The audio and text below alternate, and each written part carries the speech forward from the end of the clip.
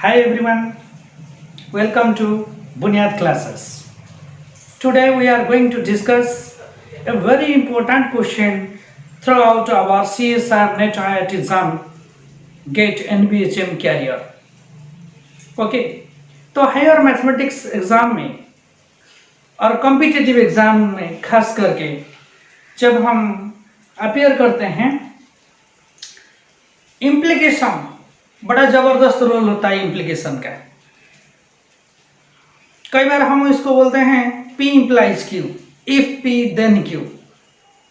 उस पे हम बात करने वाले हैं। आइए, एक क्वेश्चन है सीक्वेंस ऑफ रियल नंबर्स का, that is let xn be a sequence of real numbers.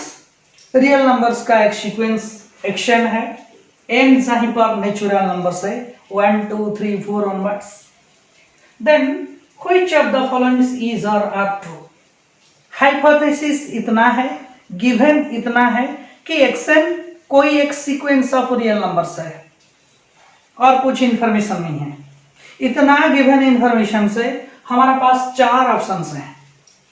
एक option, if xn is convergent then it is bounded. xn अगर कन्वर्जेंट होगा, xn sequence of real number, then it will be bounded। xn is convergent only if it is bounded। यहां पर इतना changes आया, only if। next, either xn is not convergent or it is bounded। finally, xn is unbounded only if वही same चीज आया, either xn is unbounded that is xn is unbounded only if it is convergent।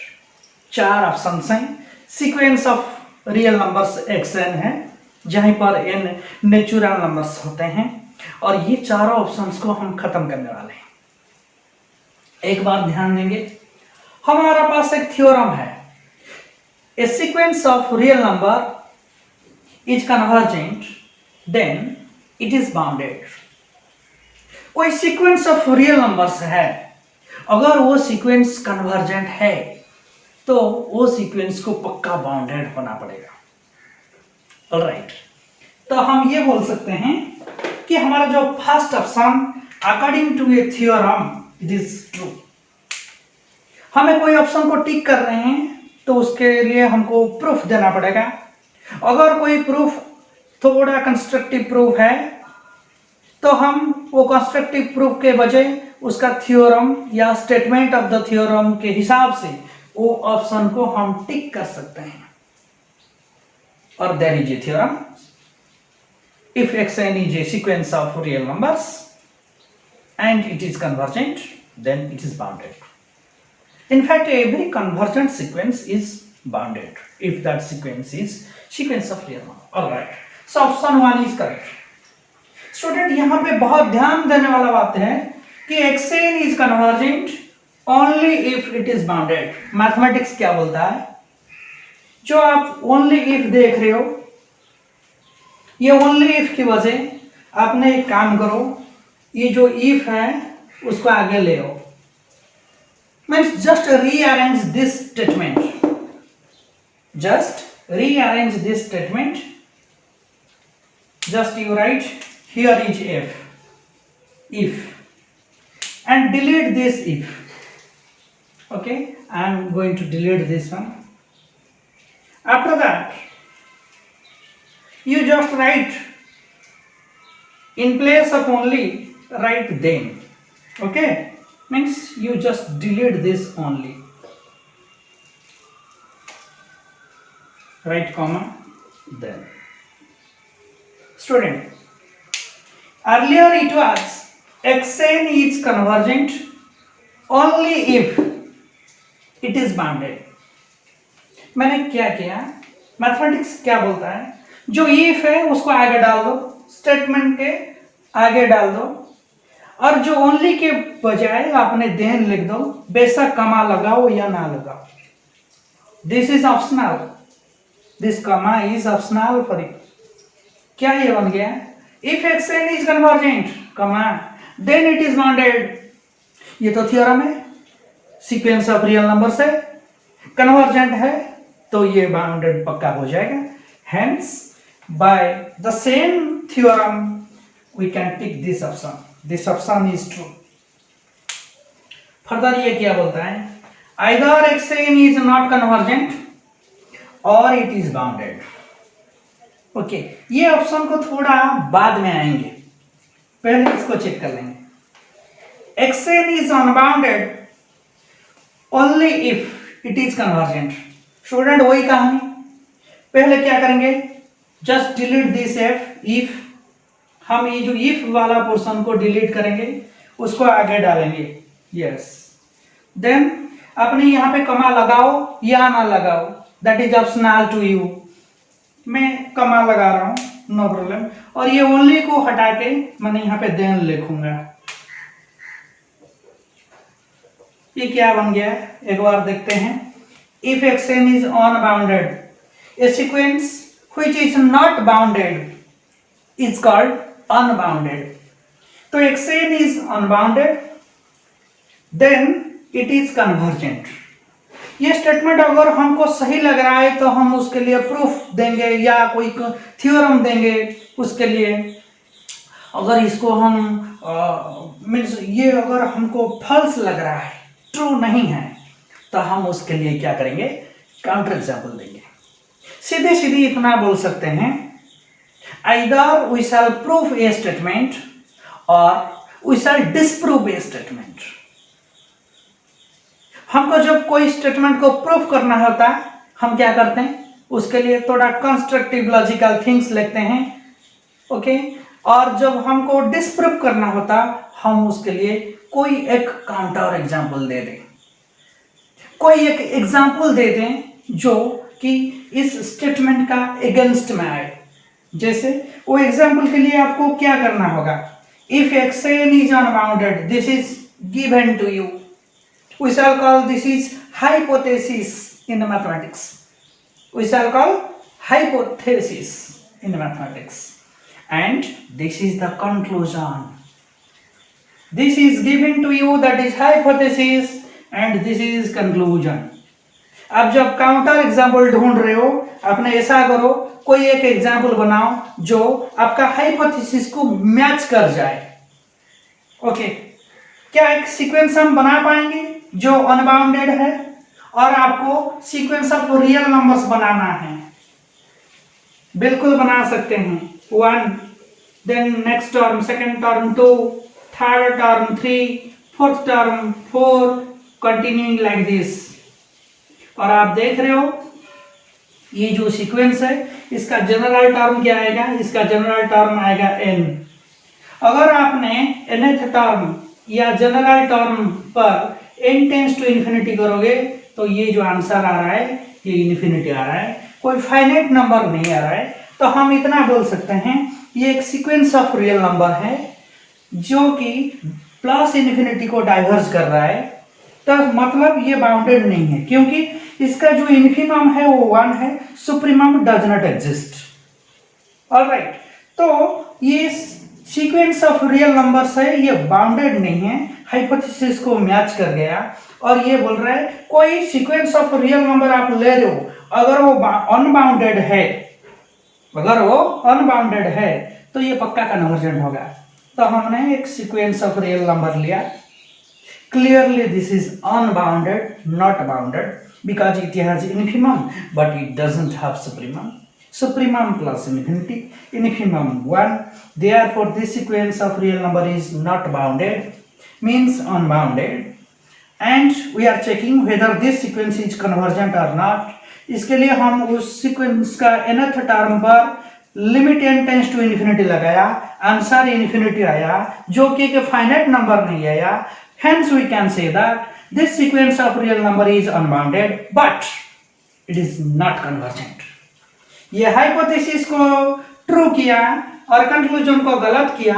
हम इतना ही बोल सकते हैं, ये जो स्टेटमेंट लिखा है कि एक्सएन अनबाउंडेड है, then it will converge or it is convergent, it is wrong, and hence we can say this is a counter example to this statement. That is, if xn is unbounded, then it is convergent. Also, you can construct infinitely many examples like this. Okay, और एक ले लो counter example. मैंने लिया 2, next 2 की power 2, 2 की power 3, so on so fourth. इसका जो nth term आएगा 2 टू द पावर n आएगा. लगाओ n टेंड्स टू इन्फिनिटी, 2 की पावर इन्फिनिटी जो कि इन्फिनिटी बनेगा. कोई फाइनाइट नंबर नहीं है. This is sequence of real number. Supremum doesn't exist, infimum 2 है, बाउंडेड नहीं है, अनबाउंडेड है, और ये डाइवर्ज कर रहा है प्लस इन्फिनिटी को, कन्वर्जेंट नहीं है. ऐसे आपने इनफाइनाइटली मनी एग्जांपल्स बना सकते हो. तो ये वाला प्रूव हुआ थ्योरम से. ये भी वही, लेकिन दूसरा स्टेटमेंट था xn is convergent only if it is bounded. हम उसको जस्ट रीअरेंज कर दिया और ये सेम स्टेटमेंट बन गया, जो कि अगेन वही थ्योरम से ट्रू हो गया. और इसके लिए हमको थोड़ा सा ये लगा कि ये स्टेटमेंट, चलो एक बार देखते हैं ये ट्रू या फॉल्स है, काउंटर एग्जांपल ढूंढते हैं. मैंने काउंटर एग्जांपल ढूंढ लिया, ये स्टेटमेंट फॉल्स हो गया. This one is most important. Okay, उसके लिए हम क्या करेंगे, मैं एक लॉजिक दे रहा हूं, छोटा सा लॉजिक. उसके बाद में हम देखते हैं ये जो इंप्लीकेशन का डिफरेंट फॉर्म्स है उसको बिल्कुल डिस्कस करेंगे ये वीडियो में. अगर कोई स्टेटमेंट लिखा है that is P implies Q, P implies Q. Okay, इसको हम क्या बोल सकते हैं, मैं ये बोल सकता हूं, अगर P एक स्टेटमेंट है, either that statement will be true or that statement will be false. कोई एक मैथमेटिक्स में स्टेटमेंट है, आइदर वो ट्रू होगा नहीं तो फॉल्स होगा. बोथ नहीं हो सकता है, because statement is a declarative sentence in mathematics which is either true और false but never be both. दोनों नहीं हो सकते हैं. जैसे सीक्वेंस ऑफ रियल नंबर है, कोई सीक्वेंस ऑफ रियल नंबर है, मैं ये बोल सकता हूं either that sequence will converge और it will not converge. Statement ये है, सीक्वेंस ऑफ रियल नंबर्स है, आइदर दैट विल कन्वर्ज और इट विल नॉट कन्वर्ज. मैं ये नहीं बोल रहा हूं नॉट कन्वर्ज होगा तो क्या क्या पॉसिबिलिटीज होगा, मैं ये नहीं बोल रहा हूं. मैंने ये बोल रहा हूं अगर कोई सीक्वेंस ऑफ रियल नंबर है आपका सामने, आइदर वो कन्वर्ज करेगा और वो कन्वर्ज नहीं करेगा by logic. So either it will converge और it will not converge. Okay, that is sequence of real number है, आइदर इट विल कन्वर्ज और it will not converge. Student, अगर वो कन्वर्जेंट होगा, हमको पता है सीक्वेंस ऑफ रियल नंबर है, if it is convergent then it is bounded. तो मैंने ये बोल सकता हूं कन्वर्जेंस इंप्लाइज बाउंडेड. बाउंडेड को मैं शॉर्टली BDD लिख रहा हूं. कन्वर्जेंट इंप्लाइज बाउंडेड और एज इट इज रखा, not convergent as it is रखा. तो एक रिमार्क दे रहा हूं, कन्वर्जेंट इंप्लाइज बाउंडेड मैंने यहां पे कर दिया. कन्वर्जेंट इंप्लाइज बाउंडेड का दूसरा नाम है बाउंडेड और not convergent. A sequence of real number if it is convergent then it is bounded. उसको दूसरा स्टेटमेंट में बोल सकते हैं, दूसरा वर्जन में बोल सकते हैं, डिफरेंट वर्जन में बोल सकते हैं, either A sequence is bounded और नॉट कन्वर्जेंट. स्लाइटली चेंज कर रहा हूं, either A sequence is not convergent और बाउंडेड. देखो, either xn is not convergent और इट इज बाउंडेड. तो मैं ये बोल सकता हूं ये जो स्टेटमेंट है वो P implies Q, वो P implies Q, if P then Q form में है. मीन्स ये वही फॉर्म में है, that is if xn is convergent then it is bounded, if P then Q. ये तो बड़ा फेमस इंप्लीकेशन है, वर्ड्स में बुलाई जाता है मैथमेटिक्स में, और इसका डिफरेंट डिफरेंट वर्जन्स आप देख रहे हो। तो उसके लिए आज वीडियो में हम डिस्कस करने वाले हैं कि इफ पी देन क्यू का कितने फॉर्म्स रहते हैं हम लिख सकते हैं। ओके, मैं लिख रहा हूं एक वन बाय वन, देखते रहना।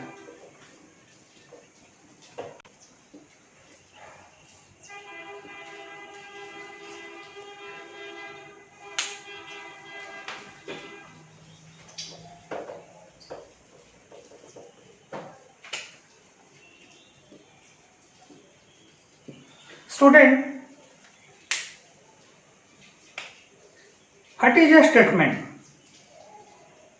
A declarative sentence which is either true or false but never be both. What is the meaning of sentence? The meaning of sentence is same as that you read in English. In English literature, you know what is the definition of sentence. And also you know the definition of declarative sentence, a sentence which declares something. That cannot be both true and false at the same time. Okay? P एक statement है मान लिया जाए, Q एक statement है, P Q दो statements हैं। हम लिखते हैं P implies Q, means statement P से स्टेटमेंट Q इंप्लाई हो रहा है। जो स्टेटमेंट Q वो P से ऑब्टेन किया जा सकता है। हम ये बोल सकते हैं Q follows from P। Okay, उसको मैथमेटिक्स में सिंबॉलिक फॉर्म में हम ऐसे लिख सकते हैं P implies Q, जिसको हम बोलते हैं इम्प्लीकेशन। क्या बोलते हैं? इम्प्लीकेशन। उसको हम ऐसे लिखेंगे, that is if P holds comma then Q holds। if P holds then Q holds। हम ये लिख सकते हैं इफ P, बार बार हम होल्ड्स नहीं लिखेंगे, हम ये लिखेंगे इफ P देन कमा देन Q। अगर हम यहां पे होल्ड नहीं लिख रहे हैं, ये अंडरस्टूड है, होल्ड इसमें लिखा हुआ है। ओके, इफ P, ये जो कॉमा आपने कॉमा के बाद देन लिखा, अब चाहे तो ये देन को हटा सकते हो, चाहे तो ये कॉमा को हटा सकते हो। मैंने ये लिख रहा हूं इफ P देन Q, मैं कॉमा हटा दिया। अभी मैं चाह रहा हूं इफ P, अभी मैं चाह रहा हूं ये देन को हटा दूंगा, तो comma next Q, if P comma Q। ऐसा नहीं है आप ये बोर्ड में जो लिखा है वो सब कुछ हटा दोगे, नो, कुछ स्पेसिफिक चीज को हम हटा रहे हैं, इफ P कमा Q। स्टूडेंट, ये जो इफ है, अभी हम क्या कर सकते हैं, ये इफ की वजह हमने यहां पे व्हेन लिख सकते हैं, when P comma then Q।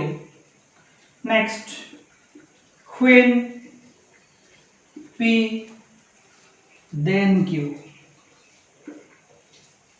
Comma हटा दिया। Next, when P comma, yes okay no problem, when P comma then Q, yes comma Q। अभी ये व्हेनेवर, हम व्हेन की वजह व्हेनेवर डाल सकते हैं। ऑलराइट, ये डिफरेंट डिफरेंट फॉर्म्स हैं, इसको बिल्कुल हर बच्चे याद करना चाहिए। असल में मैं ट्रिक दे रहा हूं, ये व्हेन की वजह आपको व्हेनेवर लिख दो, whenever P, comma, then Q. Next, whenever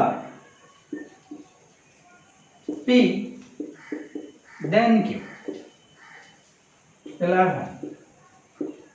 Whenever P, comma Q. ये सारे चीज बहुत बहुत इंपॉर्टेंट है।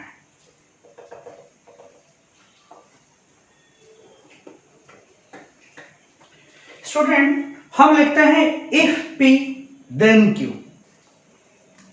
एक जबरदस्त अथर है, बहुत फेमस अथर है, वाल्टर रूडिंग, नाम तो सुना ही होगा। वो इफ को पीछे लिखते हैं, मीन्स वो क्या लिखते हैं, हम लिखते हैं if P comma then Q, उन्होंने लिखते हैं Q if P।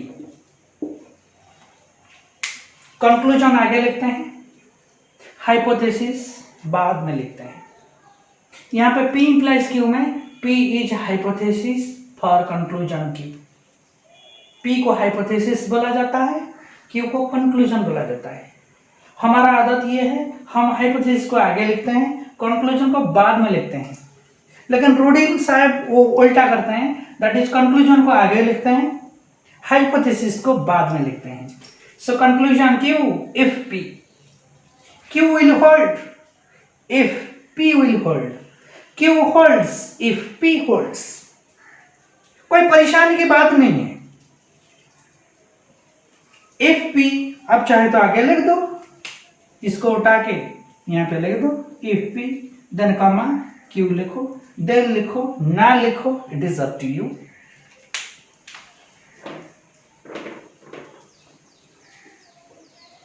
Okay student, वो रूडिन साहब का जो लिखने का तरीका हम उसको इस्तेमाल करेंगे, that is Q if P। 13 Q when P,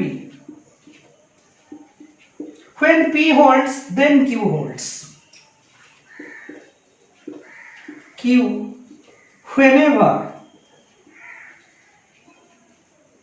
P, whenever P holds then Q holds।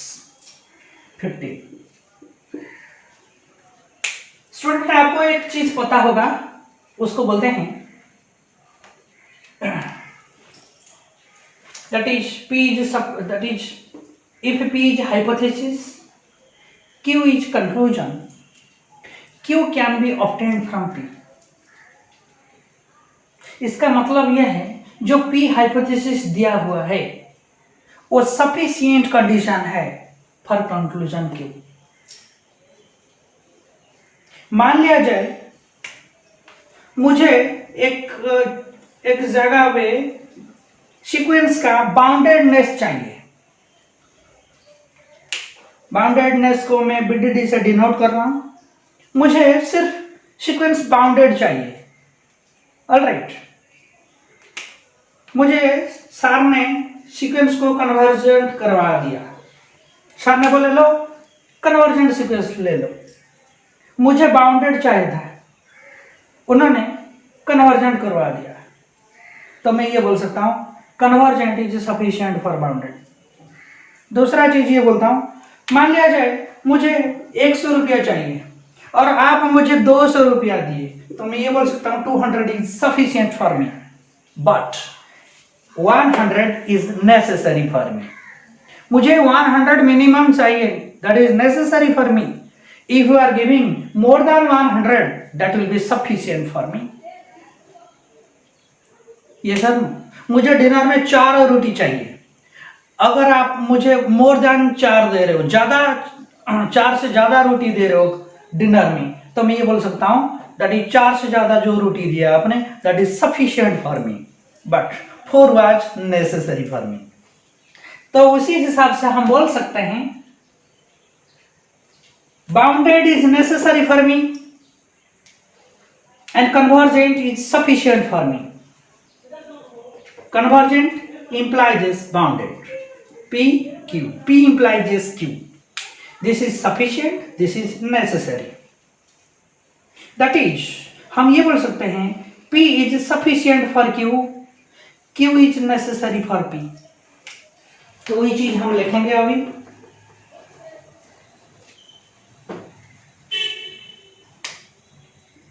P is sufficient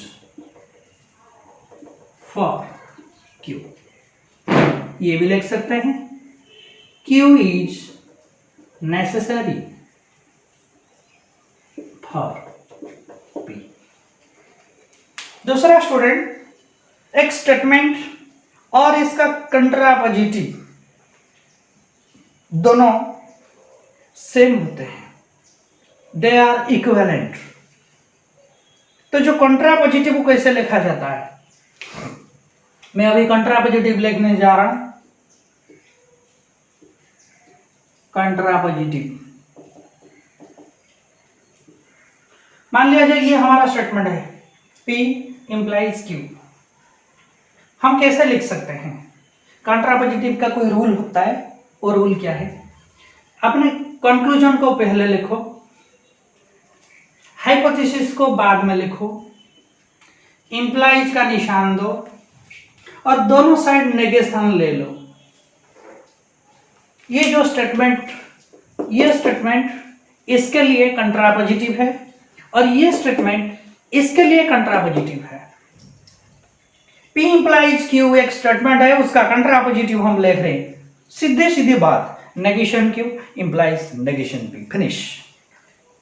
okay, तो हम ये लिख सकते हैं जहां पे हमारा P implies Q लिखा है उसका डिफरेंट वर्जन कंट्रापोजिटिव हम लिख रहे हैं. That contrapositive is what? That is negation Q implies negation P. Number 17, we can write negation. This is the symbol tilde. What is this? This is tilde. Negation Q implies negation P. Student, ये एक different statement है, ये भी different statement है, because it is the negation of Q, it is the negation of P. So this statement is different from P. This statement is also different from Q. Therefore, we can write that is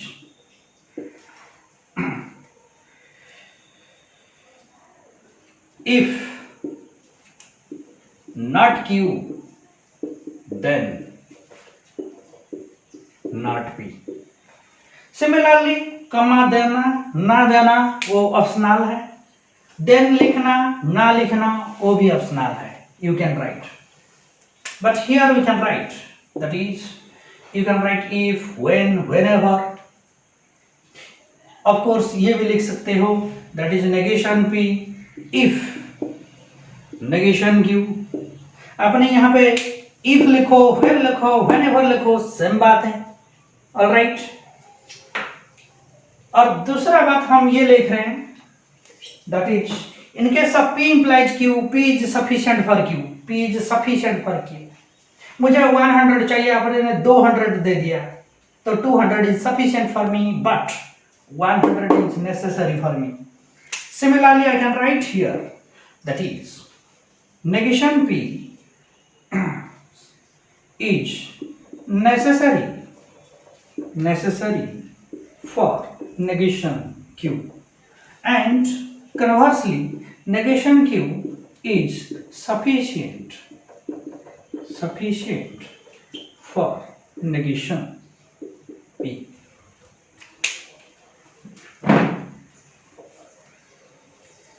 दूसरा बात student,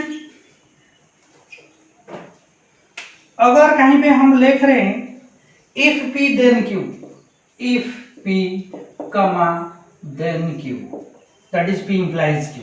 आपने क्या करोगे, वो जो then word है ना उसको हटा दो, लिखो ओनली, और ये जो if है उसको हटा दो, यहां पे लिखो if. All right.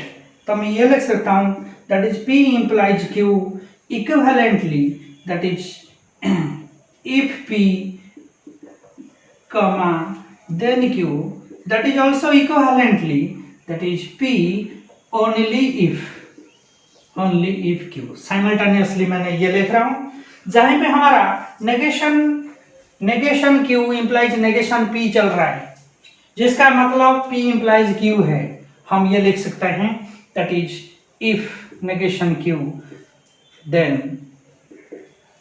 negation P, जिसको हम लिख सकते हैं then को हटा दो, only डाल दो, यहाँ पे P को हटा दो, if डाल दो, तो negation Q only if negation P।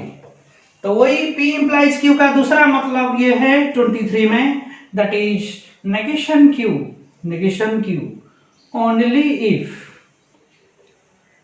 negation P। दूसरा बात, लास्ट स्टेटमेंट हम देने जा रहे हैं। लास्ट स्टेटमेंट क्या है? ये सारी चीज P इंप्लाइज Q का मतलब है। ये सारे चीज आप जो देख रहे हो, ये सारे चीज P इंप्लाइज Q का सेम वर्जन्स है। कोई भी स्टेटमेंट एक उठाओ, इसका मतलब होगा P इंप्लाइज Q। अगला वीडियो में मैं क्या करूंगा, अगला वीडियो में ये सारे जो स्टेटमेंट्स हैं उसका पोस्टमार्टम करने वाला हूं, और कैसे P इंप्लाइज Q को ट्रांसफर हो जाते हैं। ऑलराइट, जस्ट हल्का हल्का ट्रिक दूंगा, हो जाएगा। 23 स्टूडेंट, लास्ट वन 24 जो बात मैं बोलना जा रहा हूं, P एक स्टेटमेंट है, a declarative sentence which is either true or false but never be both। P एक स्टेटमेंट है, either वो होल्ड होगा और नहीं होगा, doesn't hold, either P holds or does not hold। Okay, अगर वो होल्ड हो रहा है तो हम ये बोल सकते हैं that is P implies Q। यहां से मैंने इंप्लाइज कर दिया Q यहां पे, और does not hold means either P is true और P is not true, either P is true और नॉट ट्रू। तो वही चीज हम देने जा रहे हैं। If P is true, this one आप देख सकते हो, P ट्रू होगा या नहीं होगा, आइदर इट होल्ड्स और नॉट होल्ड्स। मीन्स मैंने ये लिख सकता हूं P और नॉट P। P होल्ड होगा तो P होल्ड नहीं होगा तो नॉट P। अगर P होगा तो ये इंप्लाइज करेगा Q को, और not P as it is रखा माना है। तो हम ये बोल सकते हैं P और not P it is true, either P hold होगा या नहीं होगा, because P is a statement, either it will hold और not hold but never be both. So P अगर होल्ड होगा तो इमीडिएट P इंप्लाइज Q होगा, P इंप्लाइज अगर Q हो रहा है तो P इंप्लाइज Q लिख दिया, और की वजह और है, नॉट P को एज इट इज रख दिया। तो हमारा क्या बन गया, ये बन गया Q और नॉट P, जिसको हम लिख सकते हैं नॉट P और Q, जिसको हम लिख सकते हैं नॉट P और Q। तो P इंप्लाइज Q का और एक मतलब है, दैट इज नॉट P और Q। उसी हिसाब से हम इसको भी लिखने वाले हैं, negation Q implies negation P। मैंने इस पर फोकस रखूंगा, मैं ये बोल सकता हूं आइदर ये होल्ड होगा या नहीं होगा, होल्ड हो रहा है या नहीं हो रहा है, not of negation this, not of negation of this means that is Q। Negation Q hold हो रहा है मीन्स अगर ये होल्ड हो रहा है, negation Q implies negation P, that is negation P यहां पे और चल रहा है और Q।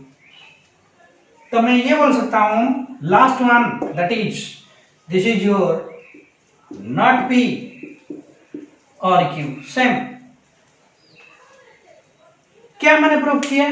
मैंने प्रूव किया नॉट P और Q, this is the same version of P implies Q। Not P or Q, this is the same person for this statement also।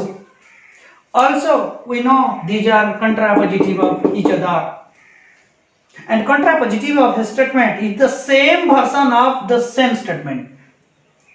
Contrapositive of a statement is another different version of same statement. तो ये दोनों same हैं लेकिन different versions हैं। ये इसको imply कर रहा है, ये भी इसको इंप्लाई कर रहा है, बिल्कुल इंप्लाई करेंगे क्योंकि इस सारे का मतलब एक है। Thank you.